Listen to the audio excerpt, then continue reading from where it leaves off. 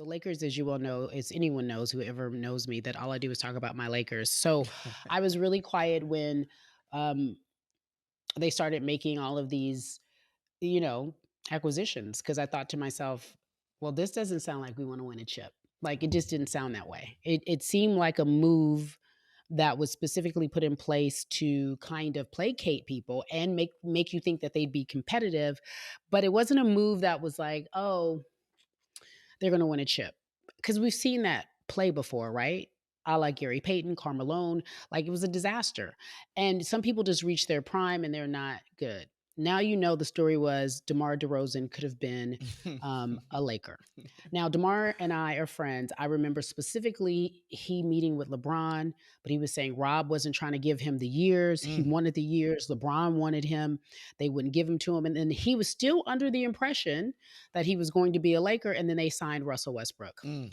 Russell Westbrook went to UCLA. I've been a fan, but I've watched his decline, and it's sad. It's unfortunate, and it's happening in real time. I remember when Jordan told me at an All Star game, at the All Star game in Canada, that the only player that he would pay money to watch out of his own pocket, because everyone wants him to come to games, was going to be Russell, because that's how much Wow. he loved him. He was such a competitor. Mm. But Russell has not been Russell since he left Oklahoma. And even then you could see a bit of fall off. And it's not so much that it's fall off. I think he just refuses to change his game. Yeah. What's your take on Westbrook? Like, what has happened to Westbrook? I think you kind of hit the nail on the head when you said his refusal to change. So initially when the Lakers traded for him, I was like really down on the trade, right? Cuz their identity had been this really defensive team.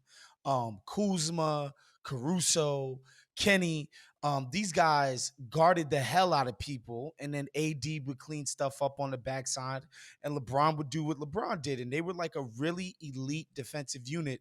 And so I was Correct. like, damn, like you guys are getting rid of the core of your identity, which is this crazy defensively locked in team.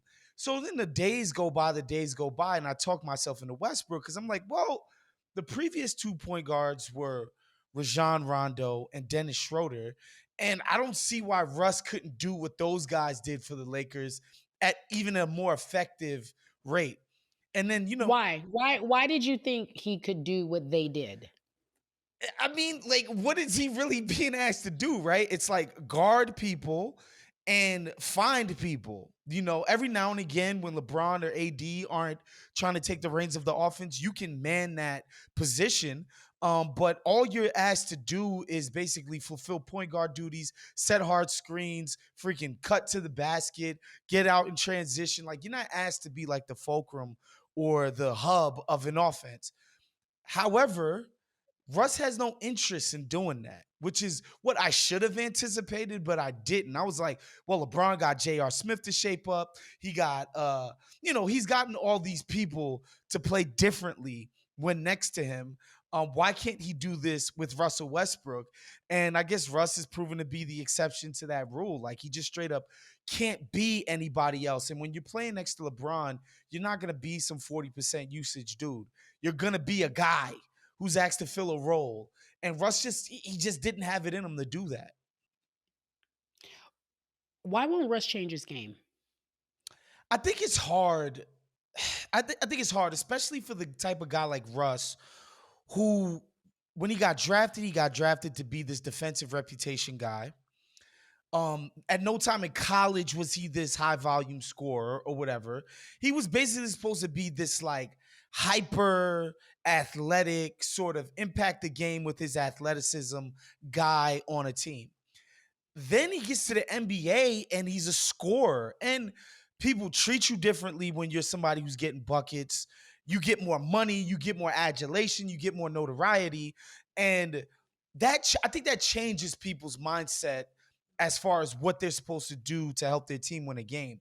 So once you start getting all of that ego boost for being an offensive, score heavy type of player, it's hard to go back to be like, yo, I'm going to stop the guy in front of me. That's my main thing when I come out tonight. I'm going to get But rebounds. if I'm going it's to take not charges. working, look. But if it's, I have a hard time believing when something's not working, you don't contribute in a different way. One thing I'll say about Draymond, He'll try to shoot, but when he know he can't shoot, all right, let me go meet you somewhere else. And he doesn't do it always, right? Game 1 of the finals, he didn't do it always, right? He didn't help on rebounds. Like it wasn't his best performance. But look, if I can't do that, I'm gonna meet you somewhere else. I don't know if he has a button that says, "What else can I do?"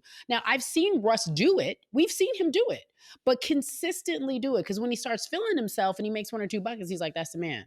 Like he's on his Kobe. I'm gonna take those shots, but you're not Kobe. Any NBA player of any significance is the son of his universe. And so everybody in his orbit around him, nobody's telling Russell Westbrook around him when he goes home at night that he's the problem, that he blew a switch, that he got hit with a screen and completely died and gave up an open jump shot. Well, that's unfortunate. That's unfortunate. That's That's the unfortunate because game. you and I both watched Jordan's doc, right? Yep.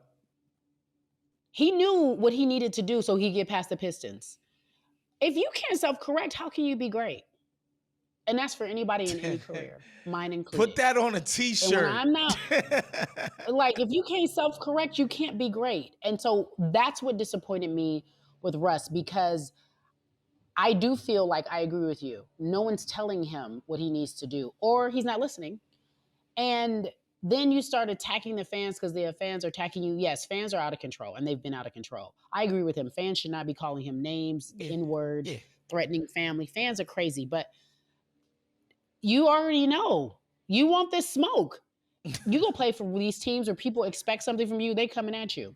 So Lakers are, which I would have never said because I try to be, I'm completely biased, but I knew it was going to be. And I talked to LeBron about it. I ran into him at an event and he goes, "Well, I was trying to get DeMar, and then I'm like, DeMar, I was just like, stop it, stop it, stop it, stop it."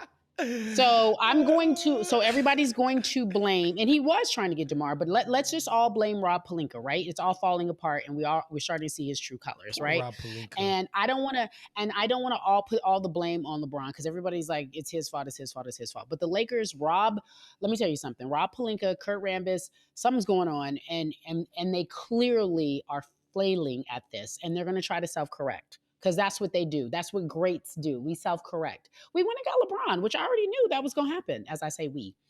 So the year is a bust, and it's so disappointing. How do you think LeBron feels when he doesn't make it to the finals? I think he's facing for the first time his like basketball mortality for real. Yeah, When he signed that extension with the Lakers, I thought that was a really yeah, pivotal moment because he had been going year to year with teams. Where it's just like, look, I'm yeah, LeBron. Everybody's gonna want me. I don't need to lock anything in. I can have my freedom. I yeah, can do what I want. It's yeah, like, a young single yeah. hot chick. And then you get to a certain point and you like, yo, hold on, man. Let me just lock something in. They busting in chicks from Minnesota every single day, new chicks. Let me go ahead and get locked in real So quick. so so I take issue with the chick euphemism, but I'm gonna let you use it because I'm a bad bitch and I ain't young and I still don't need to size Yes, shit. but I Carrie, tell them how I want to move. They Carrie, don't tell me. Carrie, you are special. We know that. You are special. I, Not I just everybody was is like, afforded those privileges, Carrie. yeah, okay, all right, but I'm speaking up for the women who might feel away. I'm like, no, take your time. Don't let these mofo's let you think that you still can't be in these streets and fine, Street it because I'm up. still Street it fine. up. I So applaud you. so So yeah, just watching so we put a LeBron pot. sign that extension was Yeah, him just being like, "Let me lock in. Like I'm getting older. Like it's a wrap. I'm not doing what I used to do anymore." And missing the playoffs altogether this year is another like, damn, like man, this stuff is really creeping down. Whereas like in 2009, like as whack as this Laker team is, that version of LeBron just wills this team to the freaking postseason. Period. No matter what. in short, a younger version of LeBron would have willed them to the playoffs. Yeah. Everybody understands their basketball mortality, but I also know there were a lot of people that were contributing to the demise of that. And by the way, Stevie Wonder called me. He said, "I can see that this team won't work at the beginning of the year." He was like, "Carrie, I too can see." So we already knew that. Then we go on and we talk about Phoenix, and you rightfully corrected me. Chris Paul is a model player in a lot of ways, and he wasn't 100%, and that happens especially when you're an older player. Um, I thought they would definitely be in the finals too. And it's so disappointing because between you and I want him to get a chip. He deserves it. More than anybody, I think. He really does. After all, he's been in the league. He's been like whatever. I know I hear what I hear. He deserves it. Um, let's talk about Miami and speaking being the East. They were the number one seed for a hot minute and nobody paid attention to them. They had, as UD aptly points out, nobody was fooling with them. No, they were completely disrespected. I know that that's a lot of bluster for a lot of people, but why didn't we take Jimmy Butler and the Miami Heat seriously? I think because Jimmy And is by the we, I meant the media. yeah, I think Jimmy, because by definition, is the classic postseason player. He played like by the numbers. He's just a way better player when the playoffs come, right? And the fact that he hasn't been a mainstay in the playoffs is that people just collectively as a memory, it's like we don't think of Jimmy Butler as a playoff basketball mainstay the way we do. Like in the playoffs, there's characters. There's LeBron, there's Steph, there's Chris Paul. There's these characters that we've come Mm. accustomed to seeing in the playoffs every year. And because Jimmy, although he's been awesome in the playoffs that he's been in, he hasn't been a fixture in deep postseason runs. So we don't think of Jimmy. He's not top of brain. So when his team is playing well in the regular season, oftentimes while he's not even there, it's like that's not a serious thing, right? Like whereas like everybody sort of respected what Milwaukee was doing, even though they kind of took the regular season off. If we're being honest, like Golden State shot out the gates, and then they kind of took the pedal off the gas. And we were like, but we've seen this movie with Golden State before. I think with Jimmy, we just don't have that equity with him. But I think after this year, the way he performed, where he was one But of the why five don't we best have the players. equity? They made it to the finals. They made it to the finals in the bubble. People We want to don't count the disrespect the bubble? bubble. People like to I disrespect the don't, bubble. because I got my chip out of it.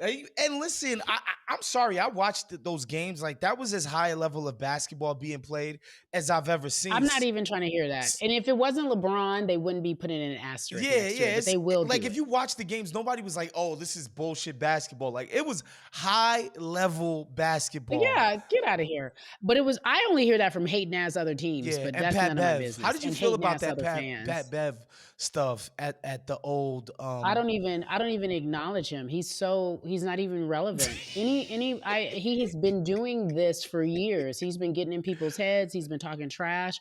When I was at ESPN, he would like tweet Jamel and tell her she wasn't cute. Like what kind No, of grown really? man That talks like happened? that?